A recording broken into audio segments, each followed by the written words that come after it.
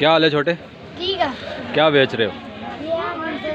ये खिलौने बेच रहे हैं? हाँ। अच्छा, तो चांद रात होगी है, कल ईद है, आपको पता है? जी आपको पता है कल ईद है। अच्छा, तो आपको ईद मुबारक हमारी तरफ से। आपके हमारे तरफ खैर मुबारक, खैर मुबारक। आपका बहुत बहुत शुक्रिया, आप बहुत अच्छे लग रहे हैं। अल्लाह हाफिज़।